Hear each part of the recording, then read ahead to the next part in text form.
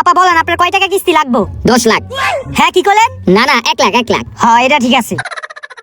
তো আপা আপনার যে আমি কিস্তি দিব, আপনার তো আমি আগে পরে কোনো সময় দেখি নাই, আপনি কই থাকেন, আপনার পরিচয় কি? পরিচয় দেওয়ার সময় নাই, তোর বউরে গিয়া জিগা আমি কেডা। হে আপনার মাথায় কি সমস্যা নাকি? আমি তো এখনো বিয়েই করি নাই, আপনার পরিচয় না দিলে আপনার কিস্তি দিব কেমনে আমি?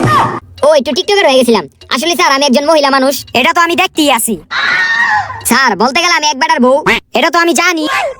তাহলে স্যার আপনি তো সবই জানেন, আমার কিস্তিটা দিয়া দেন। আরে ওই পরিচয় না, আপনি কই থাকেন, আপনার নাম কি এটা কোন? সকিনা আমার নাম, করি না কারো কাম, ঘরে থেকে করি আকাম, এই কারণে সবাই আমার নামে করে বদলাম।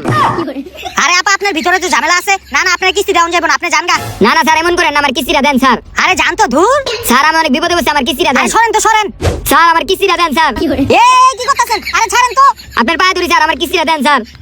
ছাড়েন, আরে ছাড়েন, পাও ছাড়েন। আপনার পায়ে ধরি, আমার কিস্তিটা দেন না। পাও ছাড়েন, আমি দিতাছি। আচ্ছা ঠিক আছে। আরে কি মহিলা রে বাবা, দাঁড়ান। দেখেন আপা আপনার আমি বুঝাই বলি, আপনি হইলেন নতুন মানুষ, আগে পরে তো কোনো সময় মনে হয় না আঙ্গুর থেকে কিস্তি লইছেন। এভাবে তো কিস্তি দেওয়া যায় না। আমাকে নিয়ম হইলো আমরা যারা কিস্তি দিমু আর বাড়ি ঘর গিয়ে আগে দেখতে হইব। তো আমি যে আপনার বাড়ি ঘর আগে দেখমু, তারপর আমি বিবেচনা কইরা আপনার আমি কিস্তি দিমু। ঠিক আছে আপা? ঘর দেখবেন?